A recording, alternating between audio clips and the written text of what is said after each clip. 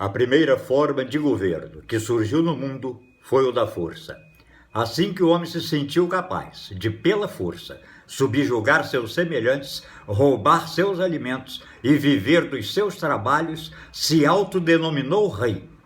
Criou a militância, deu-lhe títulos de nobreza, duques, marqueses, condes, viscondes, barões, e declarou-se dono de todo o território.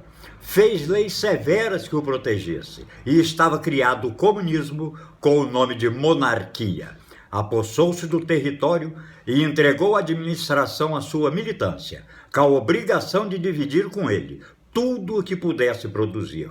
Eram os nobres, os burgueses de então. Exploravam suas terras, pondo o povo para trabalhar, a troco apenas de sua alimentação, sem nunca replantarem o que colhiam.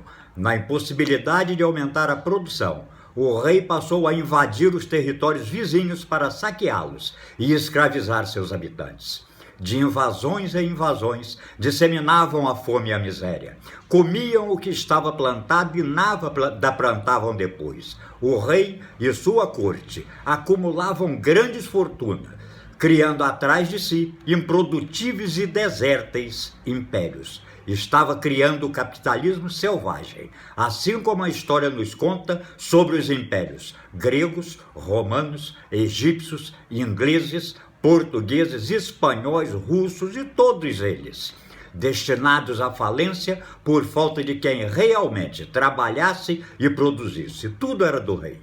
Não suportando mais a fome e a tirania feudal, o povo revoltado declarou guerra às monarquias e o fim de seus monarcas. Uniram-se e tomaram a Bastilha, uma prisão francesa, aonde eram presos os que se revoltavam.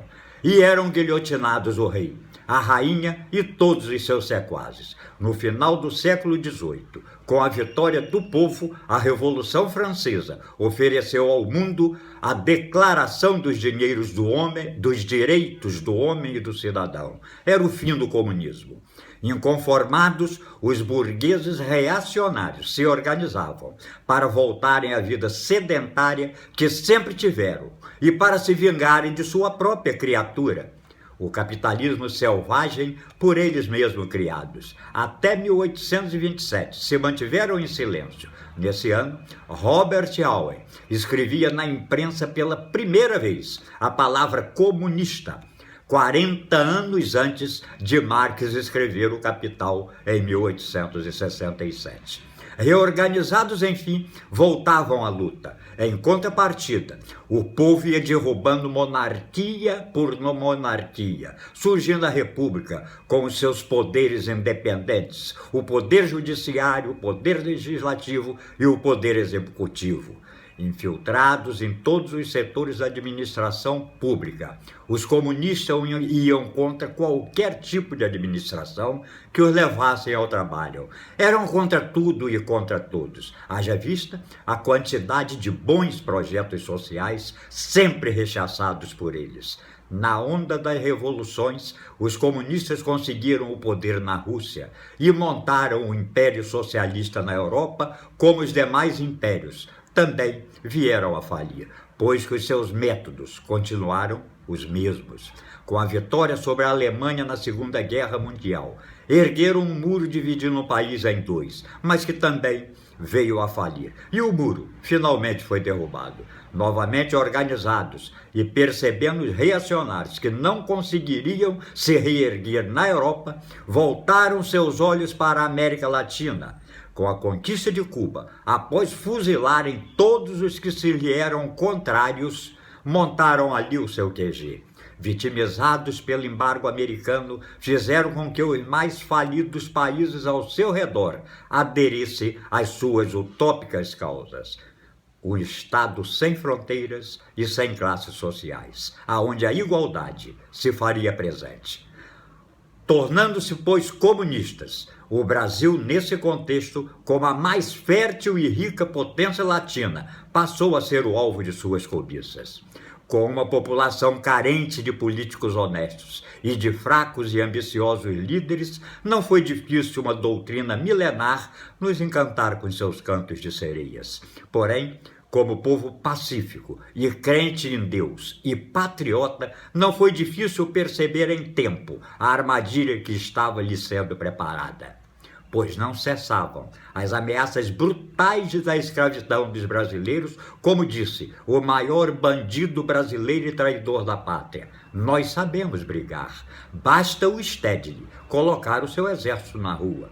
O presidente da CUT, a nos ameaçar de que iria para a rua com suas armas em punho e engatilhadas, e um vil professor universitário dizendo que nos esperavam uma boa espingarda, uma boa bala e uma boa cova. Diante de tais ameaças e da inabilidade política desses malfeitores, nossa Câmara Federal resolveu acabar com a farra comunista, comprometida com o crime político organizado, sentindo o que lhes vinha em direção, resolveu impeachmentar essa corja.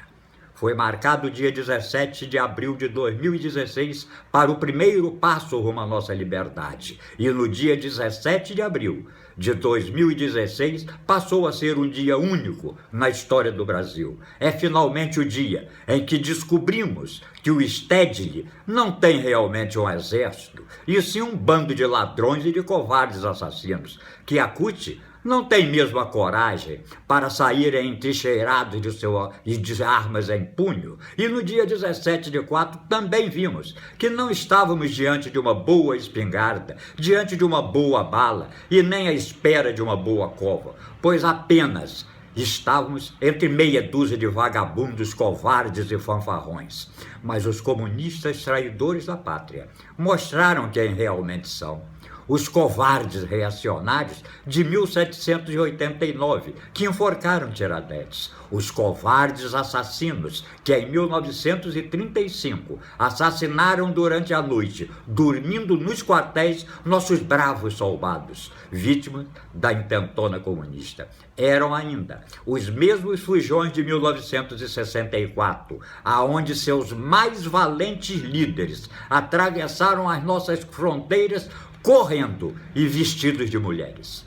Vamos esperar agora que o Senado brasileiro esteja à altura da nossa Câmara Federal para mandar de volta para suas terras os guerrilheiros comunistas que aqui estão. Cabe agora à nossa geração não mais permitir que esses canalhas voltem a ameaçar a nossa paz interna.